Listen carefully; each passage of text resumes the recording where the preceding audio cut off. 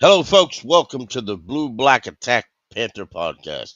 We're here to show you and update you on the latest information from the Carolina Panther. Right now, we're going to listen to what Rico has to say. Not going into too much detail. What did you see there? And then just take us through the process of what you saw in that play. Just throughout the game, they was leaving the running back open in the flat. So, and we knew that going into the game, like if the flats is open, you'll have some check down opportunities. I think most of my receiving yards came off a swing route. So, but just seeing, like I said, them leaving it open, and told the coach that I wanted to run the screen. So I thought with them leaving it open with some linemen out in front of me, should have waited on them on it. But thought it would work. So yeah, I seen that. Is coaching in your future? Like, I haven't thought too much about it, but yeah, I might. Yeah, I might. But for a team that Dave wants to be leader-led, like how much autonomy do you guys have to go to take, like, hey, or to be listened to? Like how nice is that for you to feel like you're being heard? It's definitely nice when you got a coach like that and he's open. He tell you it's something you want or something you seeing, come tell him. So he definitely says that. Let him know and take the play sheet out my hand. Tell me you want that, and it's just a matter, like I said, with me going I tell them stuff every week all the time. They probably tired of me, honestly, telling them stuff. But he tell you that, that's what he want, and he listens. So yeah, it was great. We hear the ones, the play calls that work from you. Like, are you feeding them a bunch of stuff that don't see the field sometimes? No, they just don't call everything that I tell them to call. But I wouldn't say I'm just feeding some stuff that doesn't fit. I asked for another play that game, and I think you can see on the clip he was explaining, like, they was backed off or something like that. We ended up not running it. We milled it out, went to overtime, and won the game. So yeah, but it's coach's choice. And sometimes they listen, sometimes they got other plans. So yeah. Did you ever ask for the coach to run a play during the game last week? Yeah. It's been. I specifically remember back. I think it was Dallas week. Call came in, and I told Bryce, go back to the sideline, tell him let's try something else, let's run it, and he actually listened. So and we did that, and it ended up working for us. But yeah, and then it's a couple things, but yeah. So I've asked him to call things, and we ran it. Toss versus Miami, and so yeah, we did it a couple times. It's a feeling of the game. Got to see what they doing and how they playing, and then have better idea. Rico, when you've got a late game like this, y'all are used to playing Sundays at 1. Like, what do you do to fill your Monday? Just stay focused, stay locked in. Like you said, it's a late game. Stay off your feet and get ready. It's Monday Night Football, and we know what's at stake and what type of game this is, and we just got to be prepared to go out there and execute at a high level. But are you like playing cards, turning on Friends reruns? Like, I'll probably just be chilling, watching TV, talking to my kids and stuff, girl, doing things like that. I'll be chilling, just stay off my feet. Probably wake up, get some treatment early that morning, just to stay fresh. And that's pretty much it. I wouldn't say in particular, but I'm juiced up for every game. I look at all. I just know this one right here is Monday Night Football. Panthers our first night game of the season, and we got to be ready to play. But I think I'm juiced up for every game. I got the same, trying to stay focused and stay locked in, neutral, and come in the game the same way every time. Do you have any advice with the experience in Dallas as all the primetime games they get? Do you have any advice for the young guys that haven't played the primetime game yet? They're going to try. It's national television, everybody watching, so don't let them embarrass you and stay focused and locked in. Yeah. y'all have statistically the toughest schedule remaining this season. Like, how do you just mentally, physically, whatever, prepare yourself for that gauntlet? Take it one game at a time. We got to win this one first, and then we focus on the next one that's come. I mean, we show we can go compete with the best, so it's just all about going 1-0 each week, and that's what we got to focus on. Since everybody will be watching your only game in town, do you look at this as sort of an audition for you since you're going to be a free agent after the season? Like I said, every week is an audition. With me being on a one-year contract and things, for everybody in here, it's an audition. All 31 teams are always watching, so I wouldn't say just this week in particular, but I definitely know I got to go out there and do my best. Who you see from their defense? Fundamental. And then they got I know they got a couple of their key players out, and Fred Warner and Bosa and things like that. But the guys that came in and did a great job. So just a very fundamental team, and they fly to the ball. Is there any excitement? Go ahead. With the key guys being out, they've still been able to keep some of the larger ones to less than 10 yards per carry. What are some ways that you feel like you can maybe mess up their defense and get some of those bigger chunk play runs? It's just all about coaches scheming it up. us going out there and executing. That's what it's always about. As long as we can go get a hat on a hat and line it up and execute at high level, I think we'll be fine. Kind of That on that. come. Oh, I'm sorry. No, you good. Kind of on that note, is there any excitement or a little bit of like knowing that this offense threw the ball all over the yard last week, so maybe defenses will start playing back again, give you a little bit more room? I wouldn't necessarily say it's a lot of excitement, but I do know they got to respect both the run and the pass. So with the way we passed it last week, and coming into the past couple games, teams have been loading the box, trying to just overnumber us and things like that. But Right. now that we put it on film, that we can throw it, and it's always been the case that we can throw it. It just happened to be our best one last week, and so they definitely got to respect both. And I think it'll allow for our offense to open up completely. Something that stood out to me. Take me through it. Like, how are you seeing the holes? Is it something that you are patient, or do you just work hard?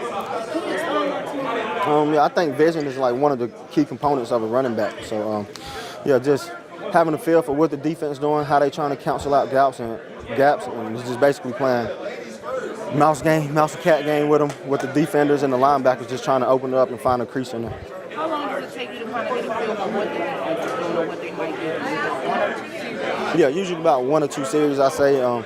That's when the team, you're going to know what they plan is for that game and for that day. So about 1 or 2 series. Yeah. You see a resurgence in the value of running backs this year with Jonathan Taylor having the year he's having. You're having a great year. I mean, there's Christian McCaffrey's having a great year. I mean, is that, or you think it's just the same old thing? People feel like you guys are expendable. Yeah, I really don't know. That's really for all the other guys at the time. But I think running back is one of the most important positions on the field because you got to pass it, you got to run it, you got to catch it. So you got to block. I meant not pass it. You got to pass, block, run, and catch it. So I think running backs is one of the most valuable positions. I wouldn't say it's a research. I think last year it started with Saquon and Derrick Henry and all those guys last year, just setting the standard for running backs, having them great seasons. And this year, running backs have been showing their value, so definitely increasing the value of the position. Thank you, folks. D Money, I thought that was pretty good, didn't you? Or Diesel Skills. Yeah, I did, brother. I sure did.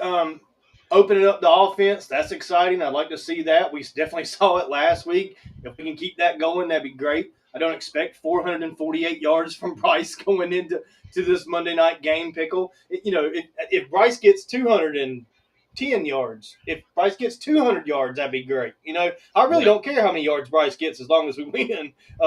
And I think that's what Rico was talking about, getting this running game going. And do you feel good about us getting this running game going on Monday night, Pickle? Right, exactly. I think we can. I really do. I think we can run on the 49er defense. And, I mean, I think we'll have a good game. The injuries may take a part of it, but we'll just have to wait and see on that one, too. While I'm going to do that, let's take a look of our injuries. We're going to look at Joe Person's Twitter account.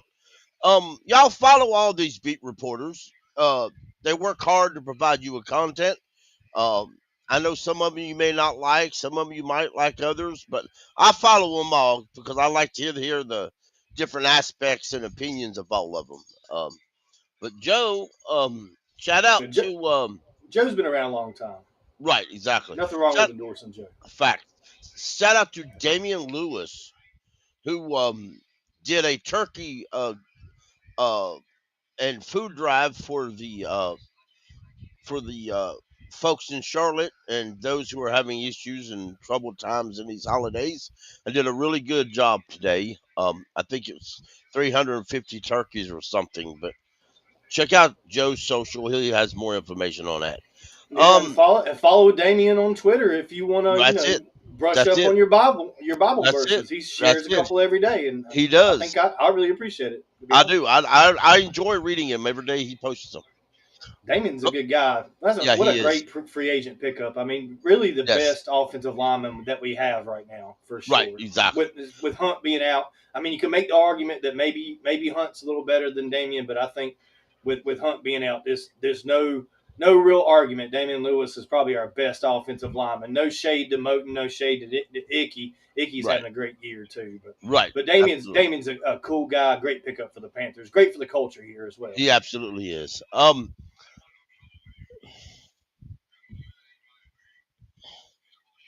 folks.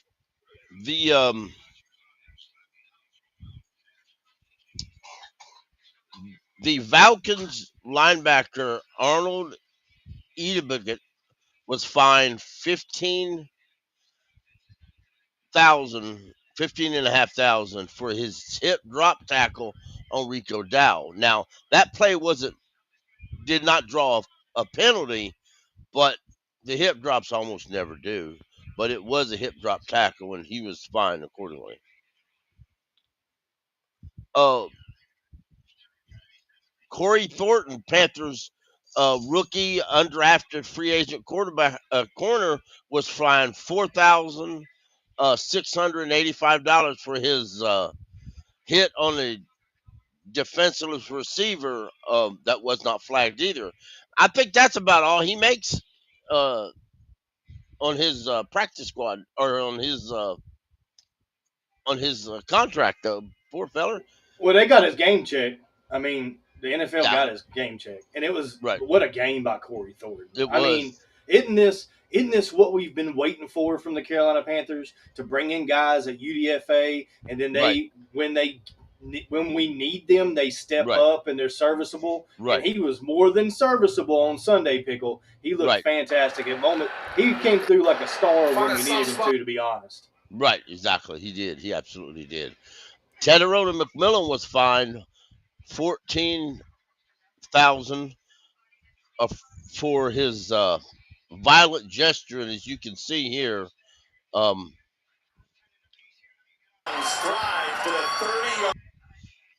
that got him right there. That gesture right there. What is it? She's It, shooting it's his it. fingers right there. Yeah. Yes. Yeah. That's what he's doing. That's kind of silly. Yeah, it is. That's a pretty hefty fine for a first round pick. But you know what? You're literally just pointing with two fingers. That's all you're doing. Yeah. Yeah. So and they all knew about it beforehand. So I mean, but it's still I think it's a bit much. But Yeah, I mean they're just really strict. I mean they are. I right, mean there's so many things. It's I don't know. They were strict on Rico stepping out of bounds. To be honest, I mean was he right, really out of bounds? I mean it worked out great for us because we burned more time off the clock. But it just when we slow everything down and we say, right, oh well maybe it's not a catch, and when we slow everything down and we say, well maybe it's not a fumble, then we slow everything down and we say, well maybe he stepped out of bounds, and then we change the call. Man, I'm not really down with it. It's getting to be too much. I just about rather just have the refs call it like they see it and just move on. right. Because Absolutely. that's what we had to do back in the day, Pickle. We just had to accept it. Whatever. If you got screwed, you got screwed, and maybe you got to make up call later. But they didn't do Right, all this extra stuff, and right, sending it to New York is making it smoother somewhat, but not like terribly.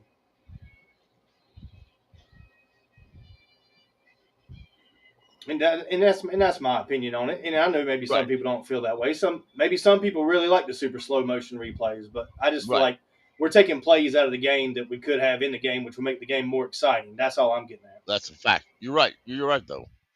Um, we're gonna look at the injury report real quick.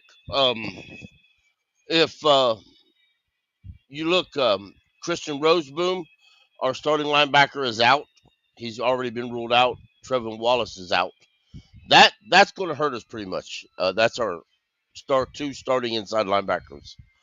Um, Now the depth chart has Claudette Claris, Van Martin Scott, and I'm not going to pronounce that other dude's name, but I don't think that other dude will be active anyway. But he may be. But also I expect D and Cole. I expect them to activate Christy Barnes from a practice squad. Um, Yeah, I believe Cal said that in the presser. Yeah, he's right, coming. right, right. And I expect he'll start one of them. He may start right next to Claudette Claris with Bam Martin Scott coming off the bench. But I do like Bam Martin Scott quite a bit. I think he's one of them UDFAs who's come to play and is playing pretty good. Let me clarify what you just said. I like Bam Martin Scott too. I like Bam Martin Scott as a developmental linebacker for the Carolina Panthers. I don't necessarily like him covering Christian McCaffrey on Monday Night Football. That would be the well, I'd have to Right. add to that. I like him, just probably not against CMC in coverage, which is Yeah, what I I'm can scared of. understand that. I can absolutely understand that. Not in his Oh, first year, maybe year 3, but not right, not right now. right. We're not ready. No, no, no. But we definitely need help from the rest of the defense. Um, but Tashir Wharton was limited Thursday, but he practiced fully Friday and Saturday. Bryce Young practiced fully Friday, Saturday. Tedderona, Xavier Leggett, Lathan Ransom all practiced all week. Evans, the corner, was limited on Thursday or limited on Friday. He did practice today. And Cade Mays was a full practice Saturday or Friday and did not practice and has been ruled out on Saturday. Now, uh, Canales was asked about that, and he just didn't look comfortable. He looked a little gingerly, so they had him checked out. They found out that he has some ankles issues. They're going to be safe about just inactivating him for the game. I don't really like it, but Austin Corbett gets his start, another start at center, right next to Chandler Zavala. So we'll see how that works out Monday night. Well, What? this is the wildest injury. The way Dave talked about it today in the presser too, Pickle. It's like they uncovered this today, like right before Sunday. Like now we figure out that Cade Mays has an issue. We could have been resting him all week. Why were we practicing him all week? Like oh man, this is just a really odd way to come out and say, hey, our center, our starting center is out. Right, right. This late in the week. Usually we know of the injury earlier in the week. Usually we know of injuries after the game on Sunday. To be honest, Hmm. and it's like, Hmm. was this something that just developed in practice, or did he? I can't remember if Dave said that this was something that happened in the game. Do you recall? No, no. He just said it. Just it's one of the Popped things he up, said. It popped up because popped he up. practiced fully Thursday. It just popped up. Yeah. Um, Did he slip in yeah. the shower or something, man? I mean, what in the I world? I'm at loss. I am Um, too. This is weird. he did say Nick Semanek, the backup center, when he's active for a game, the Panthers are undefeated. So that's a plus. He'll be active for the game as a backup center. Uh, but Is that big guard going to be active? I can't remember. 74. I can't remember his name. He's he six foot should be. six. He should be. He's been active about all this. He's been active. Um, um, He has been. yeah, He's been out the. If he gets a little run time on Monday night, I wouldn't be disappointed about it. I think he's a good prospect going forward. right. I do He's the too. one I saw in the preseason, Pickle. They had him at tackle, and he Right, looked really, really bad at left tackle. But they run him a little bit at right tackle, and he looked okay. And I said, well, this guy might make the team. And sure enough, he made the practice squad. And when he got to play 2 weeks ago, he looked all right. He wasn't right. bad at all. We're developing guys left and right over here in Carolina. We're finally got the ball moving in the right direction, don't we, brother? Absolutely. Now for the Niners, they got a they got a good bit amount of people hurt. People are saying that defense is banged up. They are. I mean, they got But their end, and I don't know really who starts, but you can tell they got three linebackers did not practice. They're ruling several people out. Several people practice fully, but as you can see, former Panther Eddie Pernero is out ruled out. Former Panther Christian McCaffrey didn't practice on Thursday. They rested him, but he did practice Friday and Saturday. yeah, they only. I mean, that defense Right, last weekend only gave up like 20 points or 22 points, but the Niners were able to score 41. So the right, Panthers defense missing both starting linebackers really got to step up, man. Claudin, shout out to Claude. Claudin, I got full faith in. He was thumping out there last Sunday. I think he's right, going to play well Monday night. I'm not worried about that at all. Barnes has been solid on special teams for a couple years now, but him catching Christian McCaffrey, running those Texas routes or whatever it might be over the middle, I'm concerned with that. But other than that, I guess we'll be okay. We'll be mediocre at linebacker, right? Hmm. Right. Right. Right. I mean, we got who we got, so we're just going to go in and see how it works out. And hey, you never know. You absolutely don't know.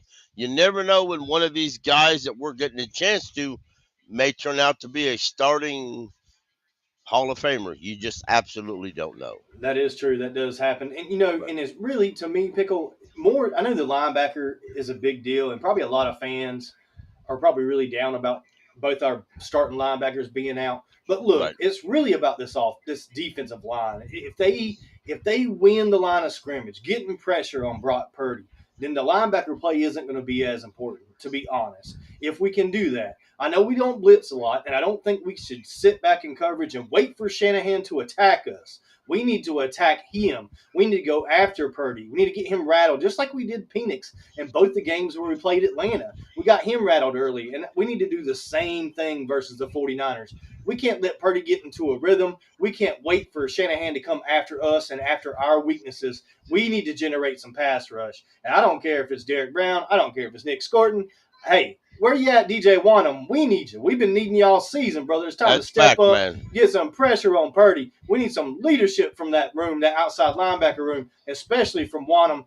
For me, he's been a little bit of a disappointment, and I'm expecting a little more from Turk Wharton than what I've seen so far this season too. Pickle, the defensive line needs to come with it Monday night and play like the stars they can be, because we've seen them go 2 weeks in a row and only give up 50 yards rushing. That's the kind of performance I want to see on Monday night. These guys stepping up, ready to be stars and compete in the playoffs for the NFL.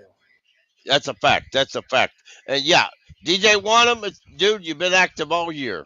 You've had some good run stops, but you ain't hardly got enough pressure, bro. Step up to the plate and join the party.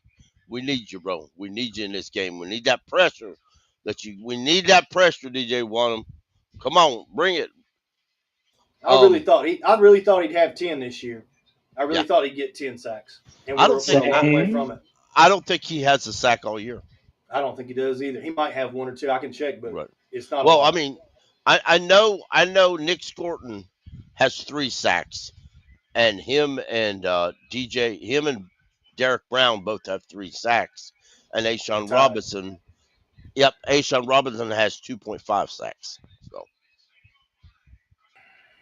Yeah, Ashawn's boy, what a pickup! I never thought right, Ashawn would have been that good of a pickup, but boy, he was. His play last year and his play yep, this year just really, yeah, really good. he, So he's nice. he's a must re-signing in my book. I agree, 100%. You got to re-sign that guy. I mean, he's a staple here. I mean, yeah, we can draft one and develop them too. I like Right, that as well. If they want to dip, maybe they want right, to dip in the third round and grab another right, defensive right, tackle instead of waiting until the fifth. That's a little late.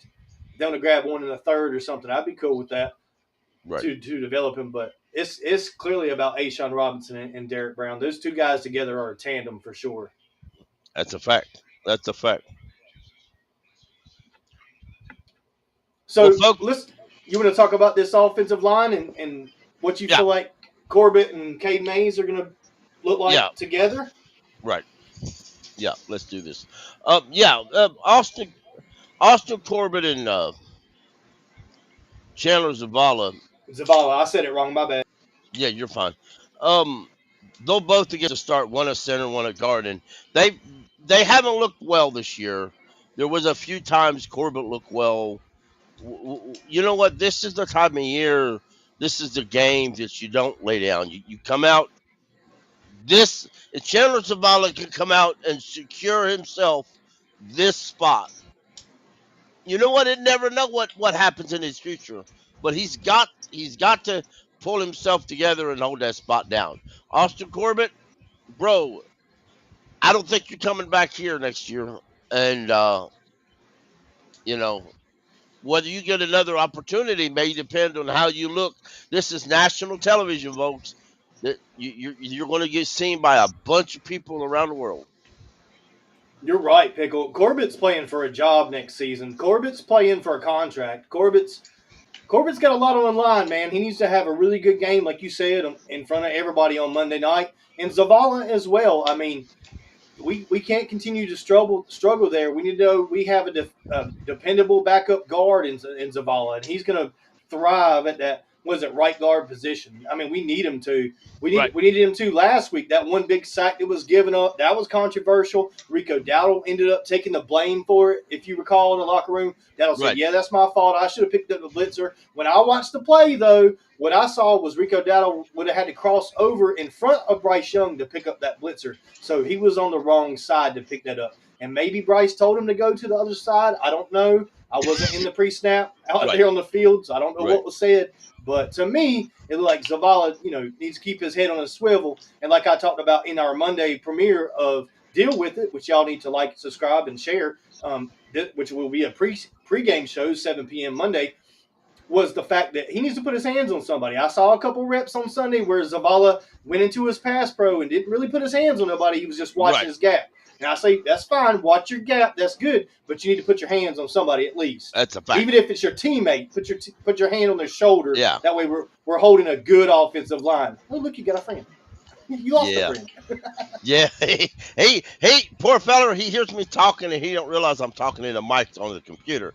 He thinks, you don't have to talk to yourself, Dad. I talk to you. Bless his heart, anyway. And but that's a flat, absolutely. Cole, It was cute. Yes, sir. do you think Chandler Zavala is going to hold up at right guard for this game? For this game, I'm glad you finished that specifically long term. I don't know. Like you said, it's an Right. opportunity for him. But Mhm. it's Monday Night Football. That could just give you the juice to take Right. you over the top and do your job and stand out. It's a great opportunity for Good. the entire team. Mhm. You steal this game from San Francisco, and there's going to be a lot of buzz about us the rest of the season. They're going to be watching Right. us. Right. And I mean Chandler Zavala's, for right now, he's a starter going forward at right guard. So this is a great opportunity for Chandler Zavala to become a full-time starter somewhere. So, and that's a great opportunity. Now, there's a lot of offensive linemen in his situation wishes that was them getting that opportunity. So, It's there. It's The his job chance. is there. If you Yep. want it, it's a production league. There's nobody in front of you. Take right. advantage of the situation, Pickle, and lock down that job. I'd love to see it. That's a fact. That's a fact. I think his run blocking is great too, guys. I mean, I really do. Yes. I think Zavala run blocks just fine. He's just like Icky, man. He's a road grader, dude. He's just gotta get his details done in pass pro and get his health on the right side too. He's been injured a lot this year, more than he should have been. It's got to be taken away from his time with the coaches. It's got to be taken away from his time in practice. And I just think there's details there that he can learn from this coaching staff. I think we've got a really good offensive line, and I want Chandler to be healthy so he can learn, grow, and succeed in this league, guys. That's a fact. That's a fact. That's Yes, a fact. So, boys, don't forget, we will be doing a show on Monday night. For Monday Night Football, the Panthers are on Monday. It's going to be a pregame. It's going to be a big show. We may even let a few of our friends pop on here with us and see what they have to say. But y'all, let's just keep pounding. Either way, the Panthers will keep pounding, and the Blue&Black Attack podcast will keep pounding. We don't give up on our team. Yes, sir. They don't give up on fighting, and you can guarantee we'll be here. Y'all keep pounding. It's up and down year. Let's hang in there. Let's keep pounding. Yep. Go Panthers. Strive for consistency is what we're out for this year. Keep pounding. Pay Rico.